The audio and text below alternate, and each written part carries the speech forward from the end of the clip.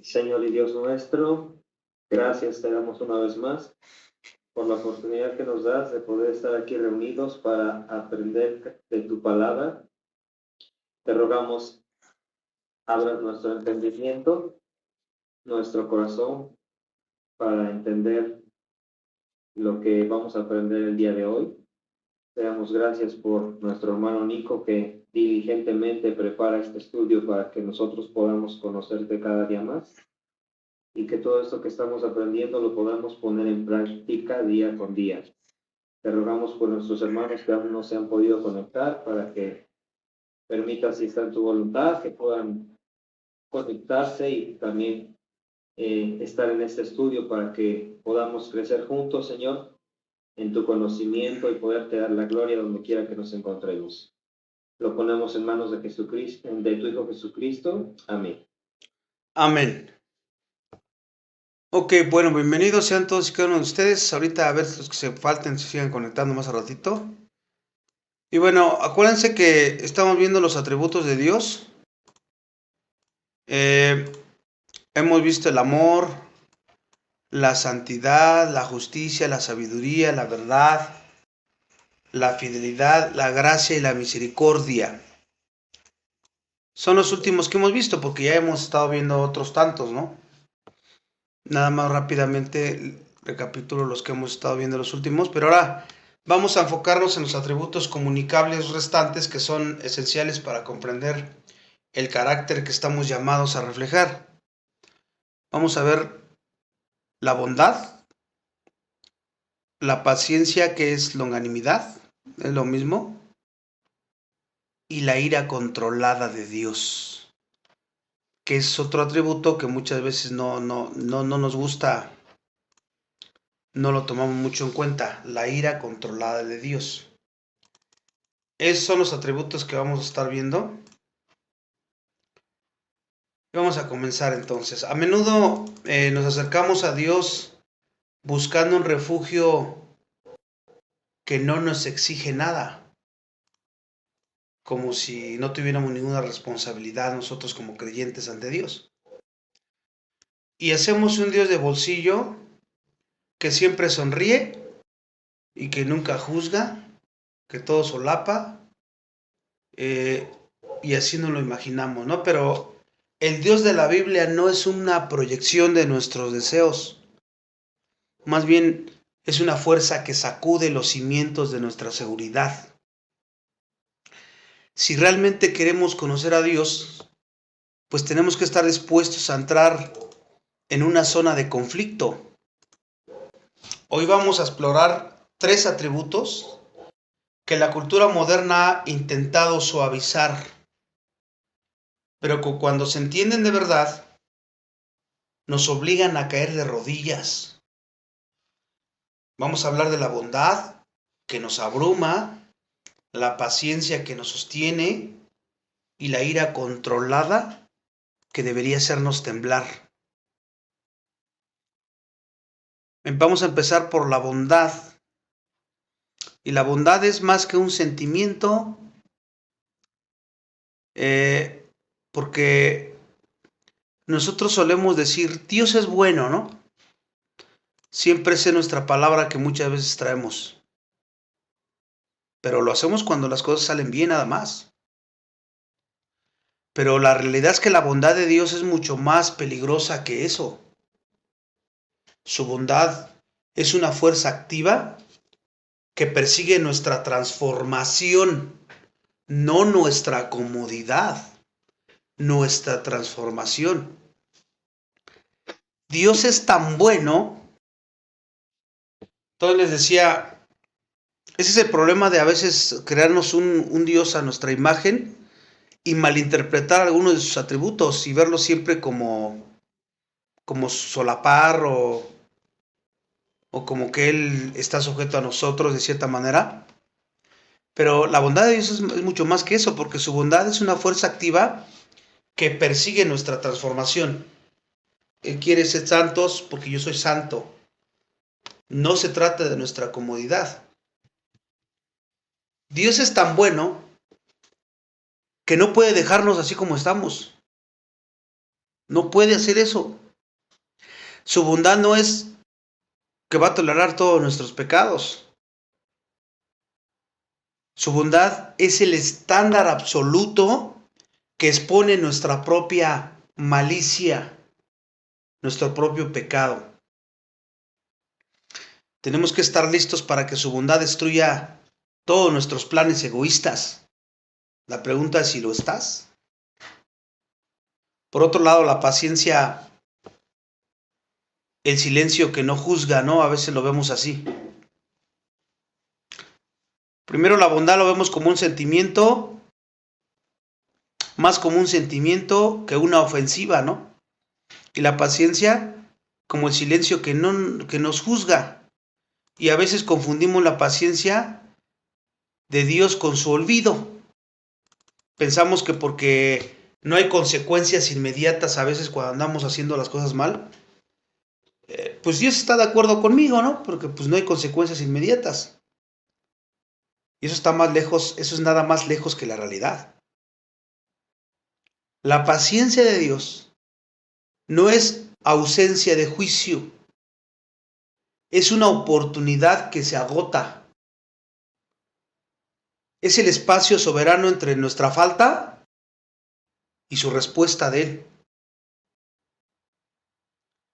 La pregunta sería para nosotros si estamos usando su paciencia para arrepentirnos realmente de nuestros pecados o la estamos usando como una licencia para seguir viviendo como vivimos, ¿no? De una manera contraria a lo que Él quiere. Por otro lado, la ira controlada es el fuego de su santidad. Este es el atributo que la iglesia moderna ha intentado borrar de los himnarios, hermanos. Pero un Dios que no se airea, que no se enoja, que no odia la maldad, que no aborrece la maldad, no es un Dios bueno. Su ira no es un berrinche humano porque tendemos a bajarlo a nuestra imagen, ¿no? A nuestro comportamiento. Nosotros hacemos berrinches humanos, pero Dios no hace eso. Su ira es su santidad en acción, por decirlo de esa manera. Su santidad en acción contra aquello que destruye su creación. Es como una ira controlada por su amor y su justicia, porque acuérdense que todos sus atributos siempre están al parejo todos. No hay contradicción en ellos. Y si Dios no odiara el mal, no podría amarnos a nosotros. Porque no hubiera mandado a su Hijo Jesucristo para venir a morir por nuestros pecados. La pregunta no es ¿por qué Dios está airado? Esa no es la pregunta. Sino ¿cómo es posible que siendo Él tan santo, nosotros sigamos en pie? Esa sería la pregunta. Hoy, hermanos, hermanas, no venimos a escuchar una charla motivacional. Venimos a encontrarnos con el juez que es infinitamente paciente, con el Padre que es realmente bueno y con el Dios cuya ira arde contra todo pecado.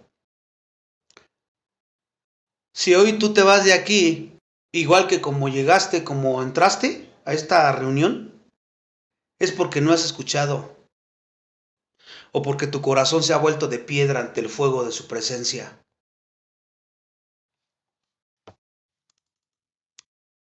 La bondad de Dios, regresando nuevamente al primer atributo, esto fue como una pequeña introducción.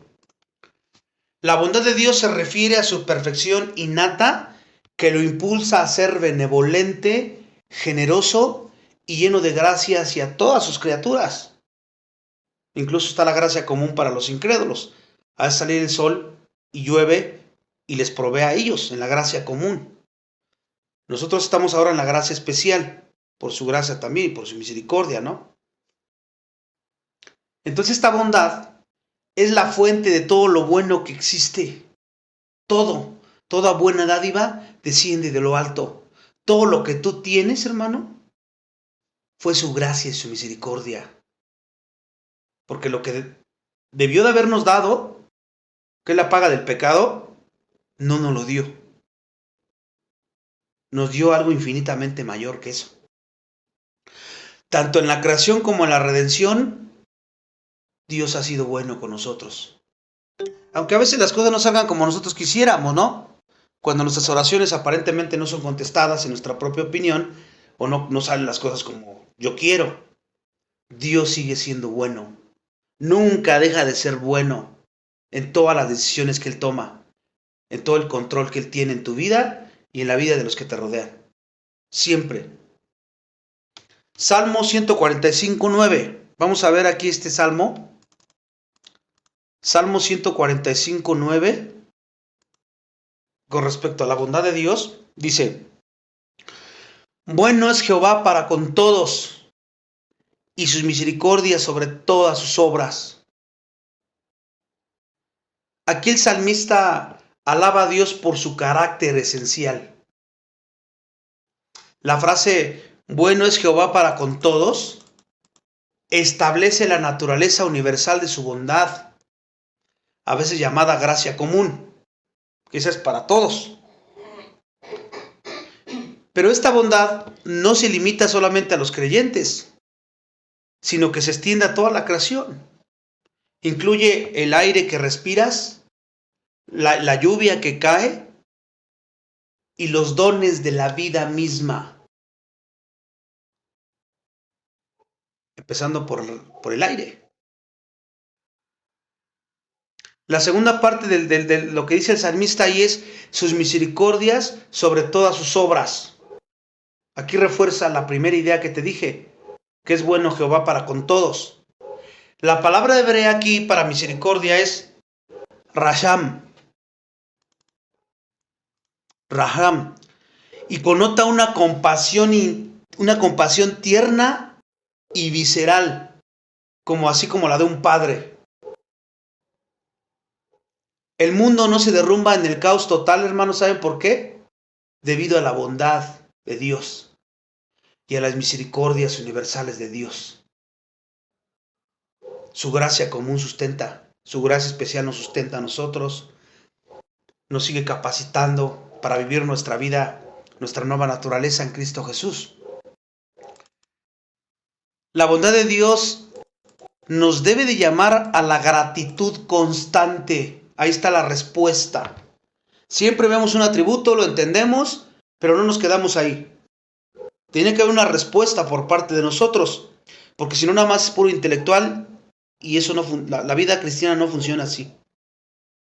Tiene que ser algo que se convierta en una semilla que cae en tu mente, que te gobierna y después de fruto. Esa es la importancia de estar instruyéndote la palabra, porque es como si estuvieras sembrando, y después esa palabra que está viva va a dar su fruto. Si no lo hacemos, pues ¿qué quieres que dé fruto? Ya tienes el fruto del Espíritu, pero la Biblia, el Espíritu Santo te muestra cómo tienes que desplegarlo de adentro hacia afuera. La bondad de Dios entonces nos llama primero a la gratitud constante. Y número 2, a la generosidad proactiva. A la generosidad proactiva. Primero, la gratitud. Saber que Dios es bondadoso nos debe de llevar a cultivar una vida de agradecimiento. Al reconocer que cada bendición, desde que amanece hasta que anochece en tu vida, desde la más pequeña, hermanos, un buen día, una comida que te acabas de comer o vas a cenar al rato, la salud. ¿Se puede? Entonces, y hasta las cosas que te pueden pasar en el peor día de tu vida, hermanos, si tú tienes este concepto vas a poder ver la bondad de Dios. En todos los días, tus mejores días y tus peores días, si siempre tienes la mirada puesta en Cristo, en Dios, vas a poder ver la bondad de Dios. Y lo único que vas a poder decir es gracias, Señor. Porque para empezar, si tú no hubieras querido, no hubieras despertado. Ahora, si eres salvo, con infinita más razón, tienes todas las riquezas espirituales por su bondad, por su gracia y por su misericordia. Por eso es que te debe de llevar a la gratitud todos los días. Todo fluye de su bondad. Todo. Y esto nos debe de llevar a combatir el cinismo, la queja, el querer poner a Dios en el banco de los acusados, en el estar renegando de Dios, de las cosas que nos ocurren y estar pensando y pensando cosas que te llevan a la frustración, a la ansiedad, al miedo, etcétera, etcétera. Se te olvidó la bondad de Dios, lo bueno que ha sido contigo. Se nos olvida. Porque a veces para nosotros vale más lo terrenal que lo que Dios ya te ha dado. Eso es ser un ingratos. Esa es la primera respuesta que nos debe de llevar, vivir la bondad de Dios, entenderla.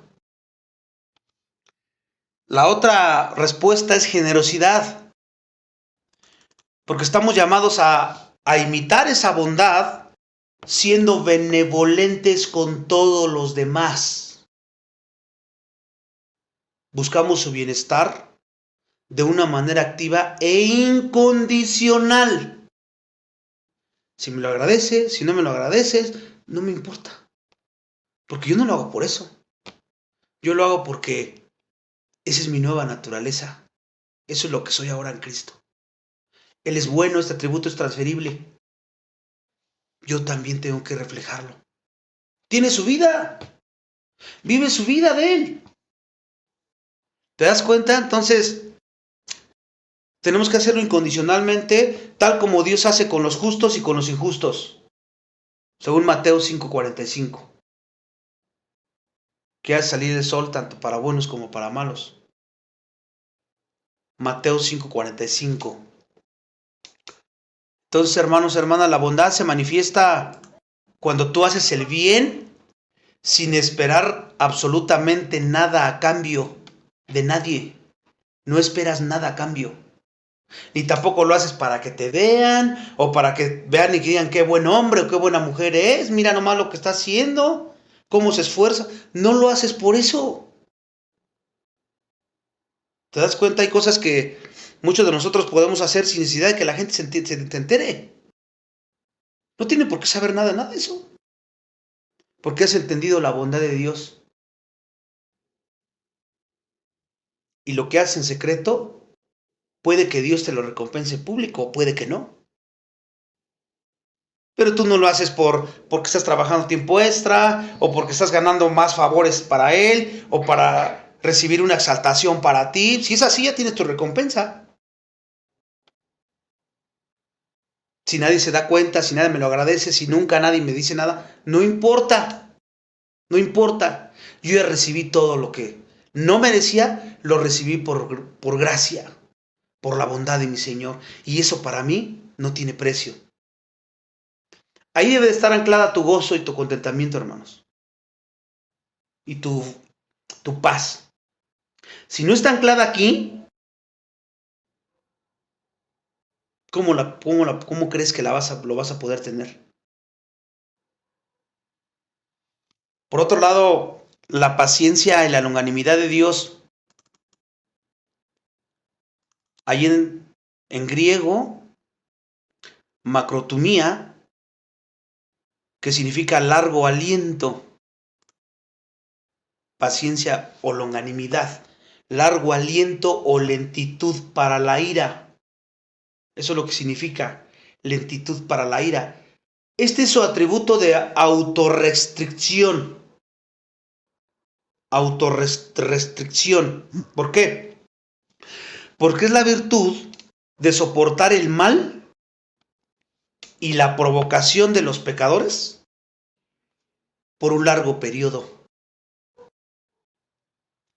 ¿Para qué? Fíjate cómo lo dice Segunda de Pedro 3:9. Segunda de Pedro 3:9. El Señor no retarda su promesa, según algunos la tienen por tardanza, sino que es paciente para con nosotros, no queriendo que ninguno perezca, sino que todos procedan al arrepentimiento. Ahí está el atributo de Dios. Por eso es la virtud de soportar el mal y la provocación de los pecadores por un largo periodo. ¿Para qué? Para llevarlos al arrepentimiento antes de ejecutar el juicio. Para eso es. Ahí Pedro aborda el escepticismo sobre la segunda venida de Cristo. Pedro corrige la percepción, la tardanza de Cristo, como algunos decían, y hoy día también mucha gente sigue diciendo que es pura mentira, porque a ver dónde está. Pero Pedro corrige esa percepción de que ya se tardó mucho. Acuérdense, en el Kairos, su Kairos de Dios nunca llega tarde, es su tiempo. Y es muy diferente al Cronos del hombre. Nosotros tienes tu tiempo, pero Dios no se rige bajo tu tiempo. Él está fuera del tiempo, Él nunca llega tarde. Por lo tanto, Pedro, corrige esa percepción y les hace saber que no es debido a la debilidad o al descuido de Dios, que ya se le olvidó a Dios, sino a la paciencia de Dios. Está esperando a que todos vengan al arrepentimiento. ¿Cuáles todos? Los elegidos, los predestinados.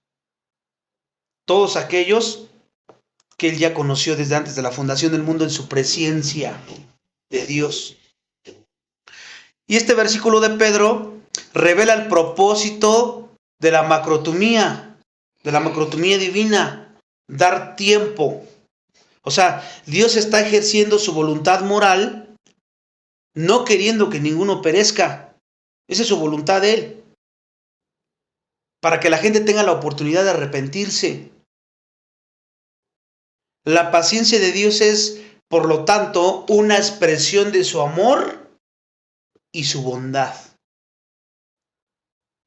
Y eso es lo que retrasa la ejecución de su juicio justo, abriendo la puerta para la salvación. ¿Ya cuántos años lleva así? Y el hombre cada vez más y más y más lo ofende más y más. A lo malo le dicen bueno, a lo bueno le dicen malo, y ustedes ven cómo está el mundo. Y Dios sigue siendo paciente hasta el día de hoy. Pero la paciencia se agota y se acaba. Todavía estamos en la gracia ahorita. Si tú eres incrédulo y te mueres ahorita, se acabó. Si hoy viene el arrebatamiento, todavía hay oportunidad en la gran tribulación, donde va a ser paciente todavía para salvar a otros. Pero hay otros que rebasan la línea de retorno, por decirlo así, de no retorno. ¿Y qué dice Romanos? Como no quisieron saber de mí, yo los entregué una mente reprobada. Se echaron hombres con mujeres, mujeres con hombres, etcétera, etcétera. Porque rebasaron un límite. Dios tiene límite. Si el hombre está dispuesto a abandonarlo, ¿qué crees? Dios también te deja tu suerte. Eso significa que endurece el corazón. O sea, ¿no quieres la gracia que te ofrezco? Síguele como vas.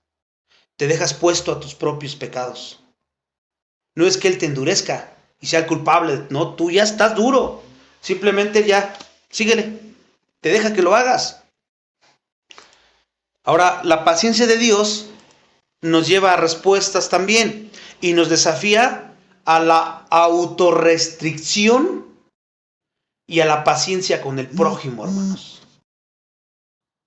Porque también es un atributo transferible y es una característica del fruto.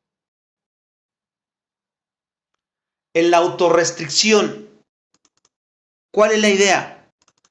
Bueno, debemos imitar la paciencia de Dios en nuestras interacciones diarias, desde que amanece hasta que anochece, en tu casa, fuera de tu casa. Cuando eres provocado por alguien, cuando eres injuriado, injuriada, te frustras, que te frustran algunos planes que tú tenías. Un hombre, alguien se atravesó y te frustró todo lo que pensabas hacer. No te salieron las cosas como tú pensabas, se te frustró todo. Tu primera reacción debe ser largo aliento. paciencia y longanimidad. Porque eso nos va a dar tiempo, ¿para qué? Para no reaccionar con ira carnal o con impaciencia. Para no reaccionar con ira carnal o con impaciencia. Eso es en cuanto a la autorrestricción que tenemos que hacer nosotros, andando en el Espíritu Santo, sometidos y dependiendo de Él, porque en nuestra carne no podemos hacer esto. Y la misión, por ejemplo, aquí, si la paciencia de Dios tiene un fin evangelístico, porque dice que para que todos lleguen al arrepentimiento, tu paciencia y mi paciencia con los incrédulos, incluso con algunos hermanos difíciles de tratar en la fe o de la sangre, también deben tener un fin misionero. Porque eres paciente con ellos. Para que Dios use tu testimonio, tu paciencia, tu amor y los pueda convencer. Y ellos puedan alcanzar la salvación. Debe de ser lo mismo, hermanos. Debemos soportar la necedad de las personas y la ofensa de la gente, rogando y esperando que Dios use nuestra perseverancia. ¿Para qué? Para guiar a las personas al arrepentimiento. Pero si las personas se dan cuenta que eres impaciente, que eres completamente impaciente, carnal, ira, enojo, te quejas, gritas, ¿cómo esperas que ocurra esto? ¿En qué te estás pareciendo a Dios? Y ella ya te dotó de ese fruto si eres creyente, de esa paciencia. Acuérdense que el fruto es completo. Algo está fallando ahí. Detectarlo y pedirle a Dios que nos perdone y corregir en su poder y pedir perdón si es necesario. Ahora llegamos a la ira controlada de Dios. Ya hemos visto hasta aquí la paciencia, que es un atributo transferible, la paciencia, la longanimidad, y hemos visto la bondad de Dios. ¿Los estás viviendo? Porque si eres creyente, Dios ya te dotó de eso, de este fruto. ¿Cuál puede ser nuestro pretexto? Ahora la ira, el amor que defiende la santidad. Si bien la ira es un atributo que comunica el rechazo de Dios hacia el mal, y por lo tanto se vincula con su santidad y con su justicia,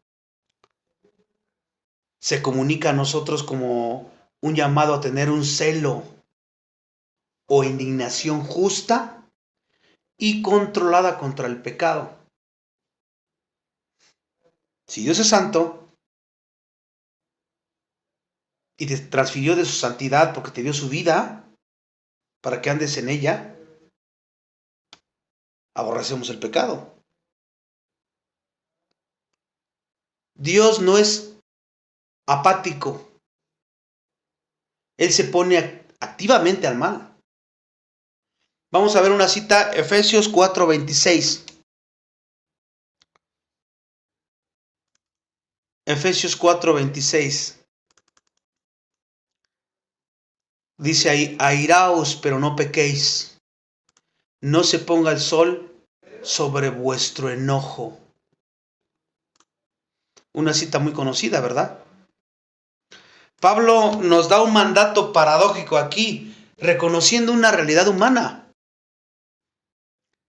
Porque pues todos en algún momento te enojas, ¿no? Por alguna situación. Pero fíjate, Pablo la limita con un estándar divino. La permisión, porque parece que es un permiso, airaos, orgizomai en griego, reconoce que existe una forma de ira justa o indignación santa contra la injusticia. o la opresión o al pecado. ¿Se acuerdan ahí cuando Jesús se airó santamente cuando echó a los cambistas del templo? Esta es la imitación de la ira de Dios, que es siempre pura, justa y controlada. Cuando te enojas por tu pecado que cometiste, o por el pecado que cometen unos con otros, ¿no?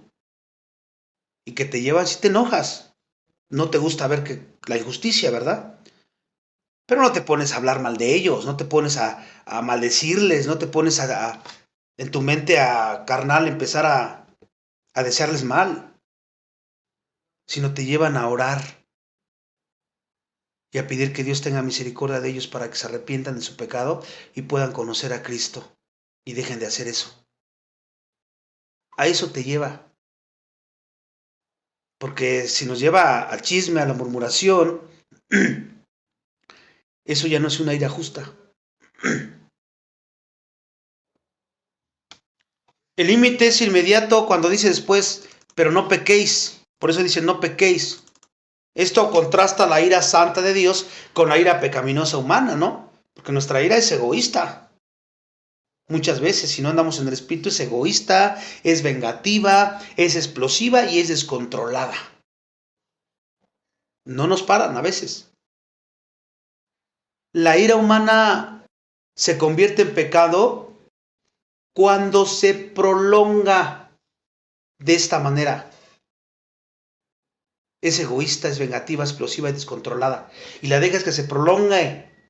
Por eso dice, no se ponga el sol sobre vuestro enojo y da lugar al diablo. Porque cuando ya no es una ira justa como la de Dios, como la que ya mencioné, se convierte en lugar, le está dando lugar a Satanás en tu corazón.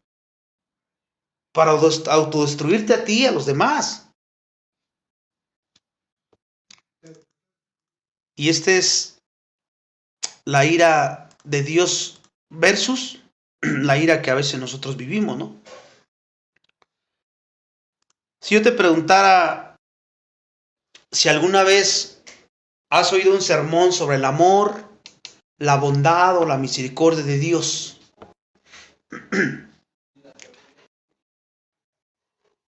ahora te pregunto, el amor, la bondad, la misericordia de Dios, ¿cuántas veces has escuchado un sermón sobre la ira de Dios?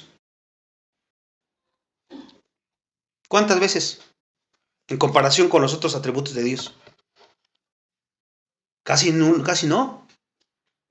Casi no queremos hablar de sus atributos. Algunos hasta creen que eso es malo. ¿Cómo voy a hablar de eso? ¿Cómo voy a decir que Dios es esa ira? Y que es fuego consumidor. No, mejor le hablo los atributos bonitos para que ellos estén contentos y se sientan, vengan por su dosis de motivación y se vayan bien contentos. Eso es lo que muchas veces tendemos a hacer, hermanos. Pero no podemos hacer eso. Pablo decía que él tenía limpia su conciencia porque siempre había predicado todo el consejo de Dios. No se guardó nada. Aunque a veces, por hacer eso, muchos se incomodaran o muchos otros se fueran de la iglesia. Porque no quieren escuchar ese tipo de predicaciones. Ahora, hay una parte del carácter divino que muchos de nosotros, según nuestra propia manera de pensar o nuestro texto de nosotros, preferimos ignorar, disculpar o incluso decir, ojalá no existiera ese atributo. Lo vemos como una mancha en el carácter divino o algo demasiado aterrador para que valga la pena pensar en eso. ¿Cómo voy a pensar en eso? Mejor pienso en su amor, en su gracia, en su bondad, en su misericordia. Pero escuchen, hermanos, ignorar la ira de Dios es ignorar una perfección tan esencial como su amor. Porque los atributos de Dios están perfectamente unidos. Por eso no podemos pasar desapercibido ese atributo. Y por eso tenemos que ser confrontados por la verdad innegable de las Escrituras.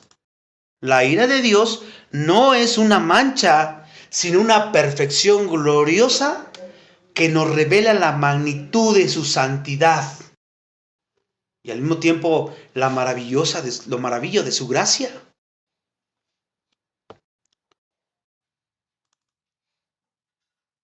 La ira de Dios es una perfección divina, hermanos, de su carácter. Y nuestra tendencia humana es moldear a Dios a nuestra imagen. Esa es la realidad.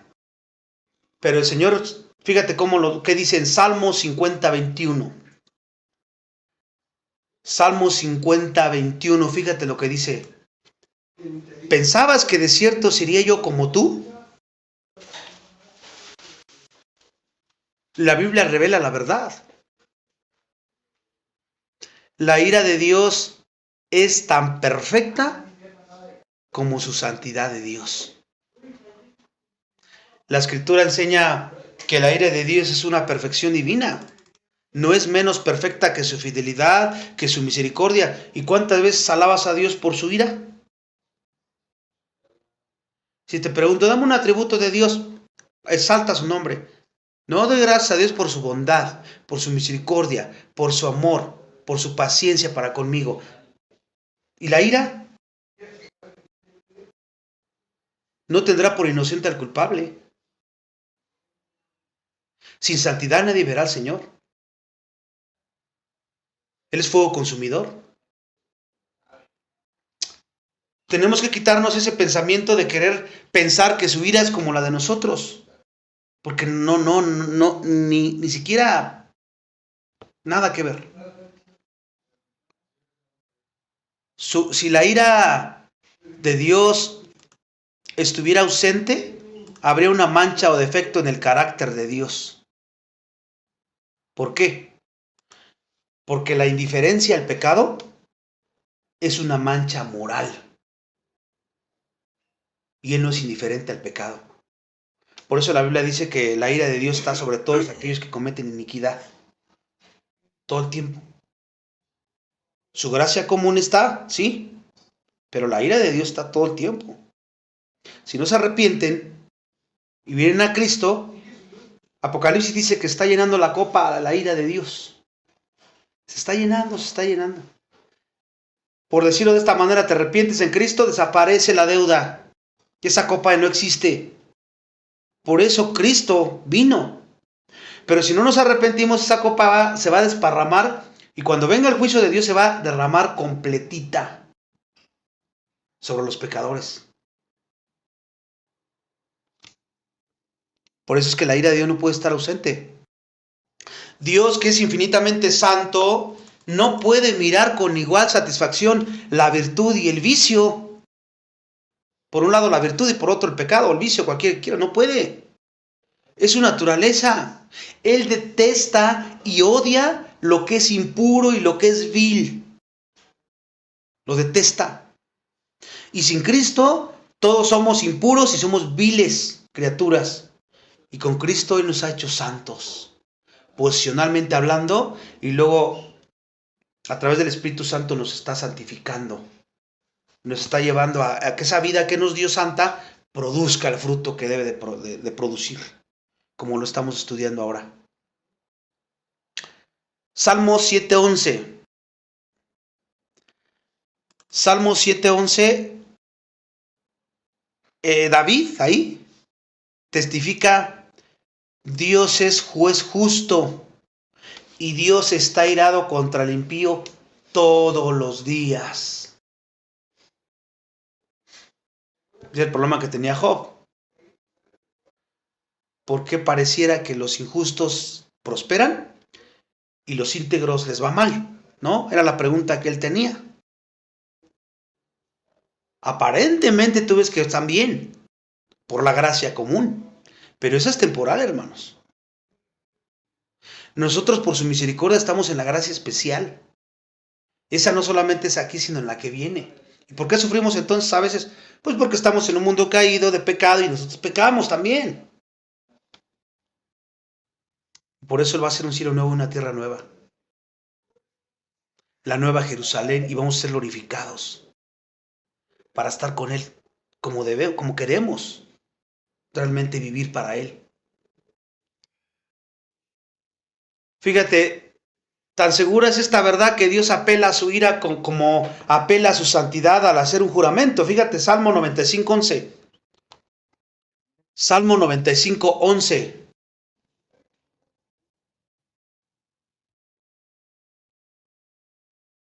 Dice, juré en mi furor. Salmo 89:35. Salmo 89:35. Dice, una vez he jurado por mi santidad. Aquí podemos ver que tan segura es la verdad que Dios apela a su ira como apela a su santidad. En una dice juré por mi santidad y en otra dice juré en mi furor. ¿Te das cuenta? Eso es muy interesante cuando examinamos la escritura y te das cuenta y dices, wow, lo pone al mismo nivel. La ira en su santidad activa siempre está contra el pecado. La ira de Dios es su aborrecimiento eterno contra toda injusticia. Es la santidad de Dios puesta en acción contra todo el mal. Y que ahorita, por su paciencia que ya vimos, está haciendo una tregua, por decirlo así. Pero es temporal. Él está enojado porque el pecado es una rebelión contra su autoridad y un mal contra su soberanía inviolable. Por eso Él está así, de esa manera, su enojo santo. Por eso es que en su gran desafío, Dios no oculta este hecho. Ved ahora que yo soy y no hay dioses conmigo. Yo tomaré venganza de mis enemigos y daré la retribución a los que me aborrecen. Deuteronomio 32, 39 y el versículo 41. Deuteronomio 32, 39 y versículo 41. No lo oculta Él. Porque ya lo estamos entendiendo de esta manera bíblicamente, ¿no? Dios no se avergüenza de declarar que la venganza y la furia le pertenecen a Él. Por ahí que hay que tener los contextos, ¿no? Para que no lo tomemos como nosotros y por eso pensamos que Dios es malo. Ya vimos, Dios es bueno. Siempre es bueno. Y también podemos ver la ira de Dios, cómo se manifiesta en su revelación. ¿Por qué? ¿O cómo? Bueno, primeramente hay que entender que la ira de Dios no es un concepto teórico, nada más. Es una realidad que ha sido revelada a lo largo de toda la historia. El apóstol Pablo dice, Romanos 1:18, lo dice de esta manera el apóstol Pablo. Porque la ira de Dios se revela desde el cielo contra toda impiedad e injusticia de los hombres. Romanos 1:18.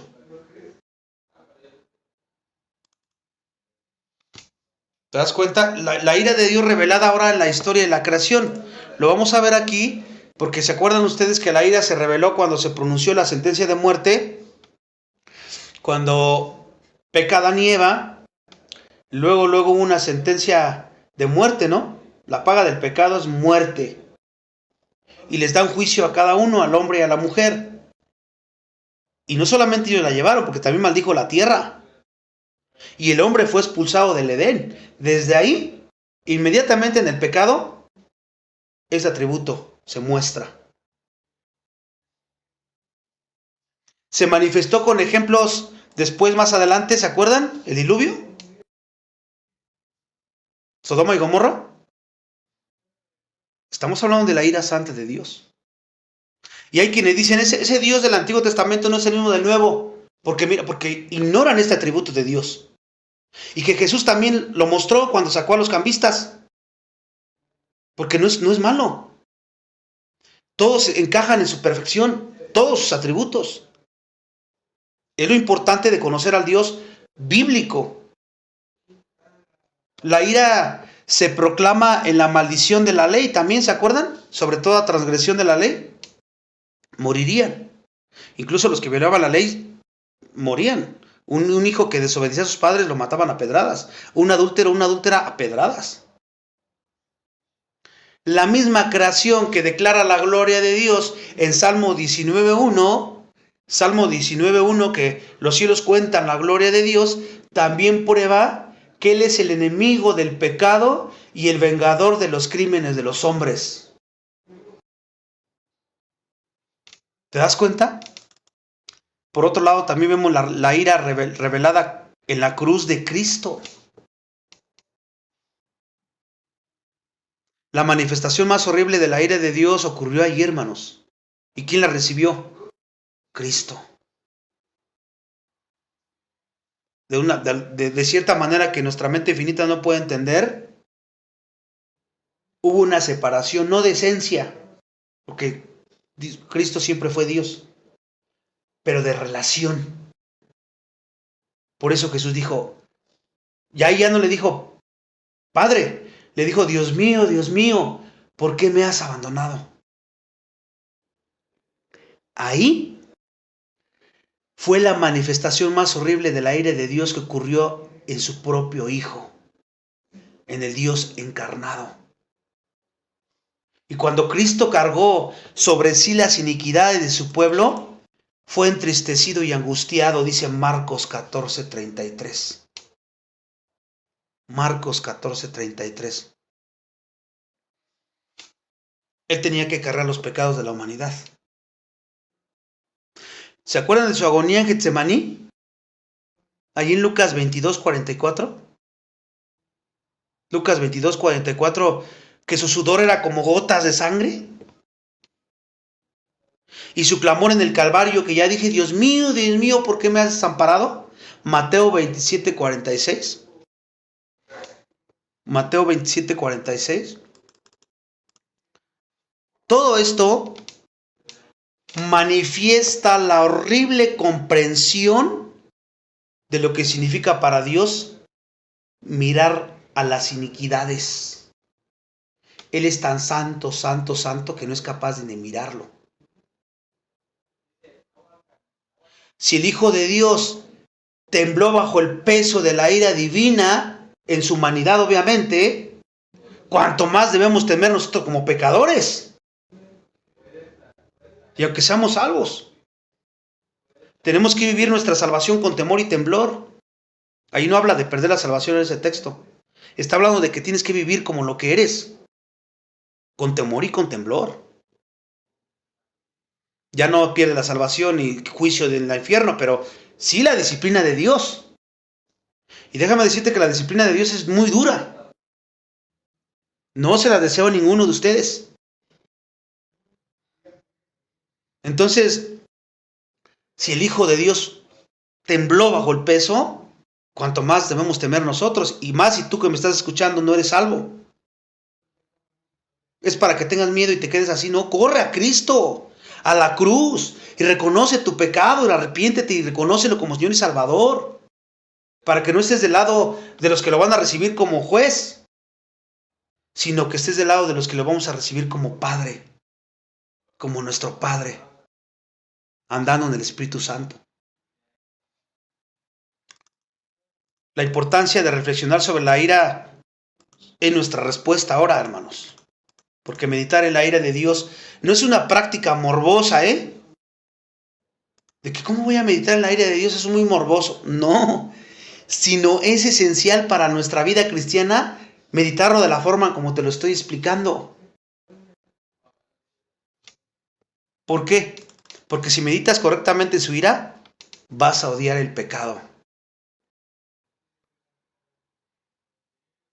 La ira de Dios nos confronta con la seriedad del pecado. Somos propensos a considerar el pecado a la ligera. Ay, no pasa nada.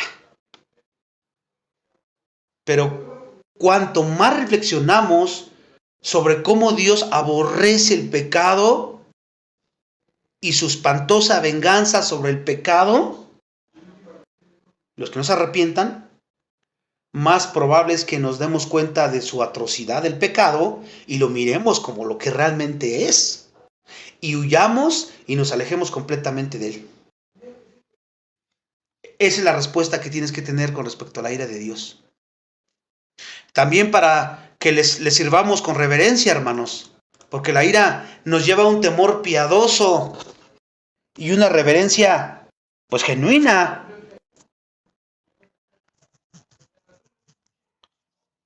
No vamos a andar en apariencias o fingiendo ahí. O irnos al antinomianismo, ¿no? Ya me salvó, ya no hago nada. Yo no tengo que hacer ya nada. Ninguna disciplina espiritual. La oración, el estudio de la escritura, la cena del Señor, congregarte, el bautismo, las pruebas, que también nos ayudan a crecer. Con una reverencia genuina. Se nos ordena que tengamos gratitud y mediante ella sirvamos a Dios, agradándole con temor y reverencia, porque nuestro Dios es fuego consumidor. Hebreos 12, 28, 29. Hebreos 12, 28, 29. Ahí el contexto de Hebreos, les he dicho, está hablando a tres grupos. Los incrédulos que estaban dentro de la iglesia, los intelectuales que nada más no habían dado el paso de fe, y los verdaderos salvos. Este texto se los dice a los incrédulos y a los que nada más sabían intelectualmente. No para que huyeran, sino como una oportunidad. Vengan, arrepiéntense, den ese paso de fe. Dios no puede ser burlado. No podemos servir a Dios aceptablemente sin la debida reverencia a su terrible majestad y al temor piadoso a su justa ira y piadosa de Dios. Por eso es importante este atributo y meditar en él. Y también para apreciar el Evangelio. Porque la ira de Dios nos conduce a la alabanza ferviente porque Él nos salvó, porque nos liberó. El Evangelio nos enseña que Cristo Jesús es quien nos libra de la ira venidera. ¿Dónde dice eso? Primera de Tesalonicenses 1:10. Primera de Tesalonicenses 1:10. Nos libra de la ira venidera, aunque ahí el contexto pudiera ser hablando de la gran tribulación. ¿Sí? Pero a nosotros ya nos libró de la condenación. Ahora recibes disciplina, pero no en la ira de Dios, sino en su amor, como un hijo a un padre, como un padre a un hijo, perdón. ¿Se dan cuenta? El gran milagro del mundo es la paciencia y generosidad de Dios hacia un mundo ingrato. Dios nos soportó y nos mantiene diariamente, aunque a veces somos muy rebeldes contra Él. Tanto incrédulos, como creyentes. Si eres incrédulo, no pienses que escaparás. No hay manera. Si eres creyente, tienes pecados por ahí que no arrepentidos, no vas a escapar de la disciplina de Dios si no te arrepientes. Y a veces al que te arrepientas como David, las consecuencias ahí las vas a tener. El molino de Dios va lento, por decirlo así, pero muele finamente. Va lento, pero va a moler finamente. Cuanto más admirable es ahora su paciencia, más terrible e insoportable será su furia que surja de su bondad abusada, hermanos. Y no se diga ahí en Apocalipsis con las copas y las trompetas, donde está derramando. Tanto tiempo dio oportunidad en su gracia, no quisieron. Y como creyente no podemos abusar de la gracia y convertirla en gracia barata. Si no hemos huido en buscar refugio en Cristo, hablando de ti, si aún no has dado el paso de fe como creyente verdadero, ve al único Salvador. No te podrás sostener cuando Dios mire tus pecados. Sin Cristo nadie puede. No hay manera. ¿Quién, oh Señor, podrá mantenerse? Dice el Salmo 133. Ya en el Nuevo Testamento tenemos la respuesta. Solamente los que vayamos a Cristo en arrepentimiento y por gracia y por fe en Él. Salmo 133. Antes, cuando no estaba el Nuevo Testamento, pues te quedabas ahí y dices, pues ¿quién va a poder mantenerse sobre esto? ¿Quién va a librarse de su ira? Pues nadie. Pero como tenemos el Nuevo Testamento, ahí está otra cosa para vivir agradecidos completamente. Tenemos que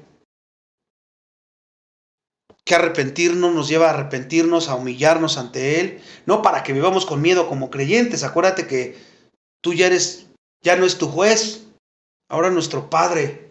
Ahora lo hacemos por gratitud y por amor, porque Él nos amó primero. Si eres incrédulo, sí huye a Cristo inmediatamente, porque la ira va a venir. Puede ser demasiado tarde el día de mañana. Pero quiero terminar con un mensaje de consuelo para ustedes y para mí. Si hemos huido a Cristo, la cruz de Cristo es el fin de la ira de Dios para nosotros, hermanos. Esto es maravilloso. ¿Por qué? Porque hemos sido librados de la condenación y Cristo cargó toda esa ira, la sintió toda. Ya no estamos bajo la ira de Dios, sino bajo su misericordia. Ahora pues ninguna condenación hay para los que están en Cristo Jesús. Romanos capítulo 8, versículo 1. Ya no, ese es el consuelo que tenemos.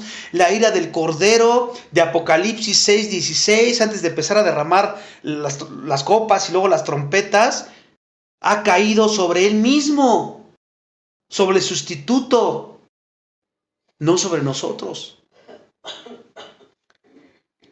La justicia de Dios, ejercida a través de su ira, se convertirá en una fuente de gozo eterno. Porque en el día final, cuando Dios tomará venganza a sus enemigos, nosotros nos regocijaremos al ver al Dios vindicar su majestad y magnificar su justicia, que fue manchada. Como dice Apocalipsis 19, 1, 3, cuando ya terminen las trompetas y las copas. Apocalipsis 19, 1, 3. Hermanos, entonces esto es para regocijarnos en Él, por lo que Él es en sí mismo, incluidas todas sus perfecciones que estamos viendo. Si no te regocijas en la demostración gloriosa de su ira contra el pecado, si no te regocija eso, ¿cómo habita el amor de Dios en ti? Tenemos que servir a aquel que es fuego consumidor, con temor y con reverencia, mientras nos maravillamos de la gracia que nos rescató de ese fuego, de esa condenación eterna. Y a veces quisiéramos orar por nos duele ver que nuestros familiares se puedan perder, pero eso no depende de nosotros. Y aun sean salvos o condenados, van a glorificar a Dios. La ira de Dios nos llama a un celo por la verdad y un control emocional estricto. Al celo porque debemos canalizar nuestra indignación hacia una pasión por la justicia, la verdad y la defensa de los débiles, y no hacia el ataque personal o la venganza hacia nosotros. Eso es el yo. Lo que me hagan a mí no importa. Nuestra ira debe ser contra el sistema del mal, no contra las personas. Ojo. ¿Y cómo destruimos el sistema del mal? Predicando el evangelio, orando por ello, dando buen testimonio. El creyente debe imitar el control de la ira de Dios. La verdadera semejanza no es solo sentir indignación, sino gestionarla divinamente. Es lenta, medida, motivada por la santidad de Dios. Está orientada a la restauración, nunca a la destrucción de las personas. El chisme destruye. Esa no es ira santa. No hay bondad ahí. Hermanos y hermanas, a menudo somos los peores representantes de la bondad de Dios, ¿no es cierto? Hemos reducido su gracia a una fórmula personal de salvación mientras ignoramos las necesidades y el dolor del mundo a nuestro alrededor. Nos quejamos de lo que Dios no nos da, en lugar de agradecer su bondad común que sustenta nuestra vida. Una iglesia que vive con avidez y escasez de generosidad está negando que su Padre es inherentemente bueno y generoso. Tu bolsillo y tu boca revelan tu falta de fe en su bondad. Además, somos la antítesis de su paciencia. Somos rápidos para condenar, rápidos para cancelar al que comete un error e impacientes en el discipulado, ¿verdad? Tratamos a los nuevos creyentes y a los hermanos en debilidad con una dureza que nunca toleraríamos de Dios hacia nosotros. Pero nosotros sí lo hacemos. Olvidamos que si Dios hubiera sido tan impaciente con nosotros y hubiéramos sido consumidos, tu impaciencia con el pecador y con el hermano revela un corazón que ha olvidado la macrotumía que le dio la vida, que nos dio la vida. Finalmente, hemos pervertido el celo, la ira justa. Nos encendemos en ira por pequeñeces personales, por un asiento del auto, un mal comentario, pero somos tibios ante la injusticia real, la opresión y el pecado sistemático y aún el de nosotros. Nuestra ira es egoísta y rápida. La ira de Dios es santa y lenta. Limpia tu corazón de la ira carnal y pide a Dios que te dé celo por su gloria, pero como el de Él. Amados hermanos, en medio de tus luchas, nuestro Padre nos trata con una bondad inquebrantable. Las Escrituras dicen que Él da buenas cosas a los que le piden, ¿no? Mira hacia arriba y confía. Él es la fuente de toda bondad en tu vida. No te negará nada que sea para tu verdadero bien. Escucha, para tu verdadero bien y para su gloria. Si no, estás orando como Santiago. No piden unos y otros piden para su propio deleite carnal. Y en tu caminar, hermanos, cuando tropieces y sientas que ya no tienes fuerzas para seguir, en su paciencia, recuerda que Él te sostiene. Su longanimidad no ha terminado contigo. En Cristo siempre está contigo. No importa cuántas veces caigas, su brazo siempre estará extendido en Cristo. Él no se cansa de perdonarte ni se impacienta de restaurarte. Levántate y corre sabiendo que tienes tiempo y su perdón para arrepentirte si eres incrédulo. Si eres creyente, puedes descansar. Finalmente, si te sientes abrumado por el mal del mundo, recuerda que Dios tiene un celo santo. Él no es indiferente.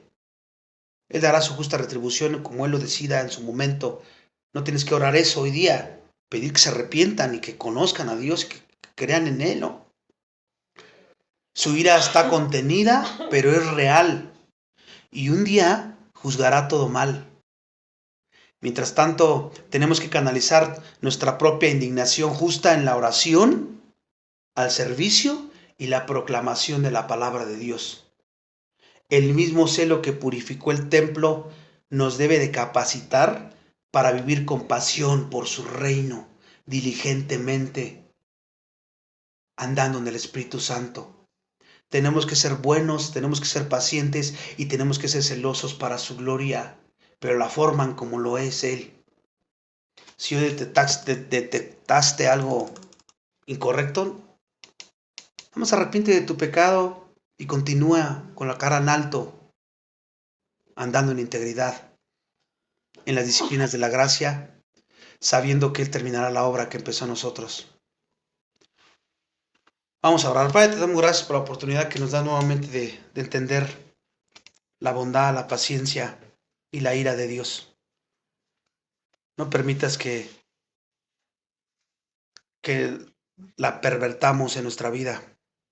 Ayúdanos a realmente aplicarla en todos los lugares, en todo pensamiento, en toda acción que hagamos. Y perdónanos por las veces que hemos ignorado estos atributos, que a veces lo sabemos intelectualmente, pero no aplicamos absolutamente nada. No hay una respuesta correcta. Perdónanos.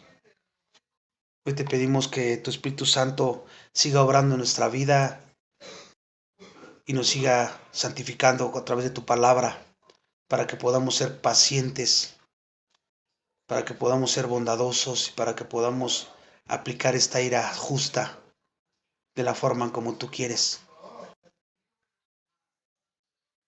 Que podamos discernir en nuestro egoísmo, en nuestro pecado, y cuando realmente nos enojamos por algo injusto, pero que no sea contra los hombres.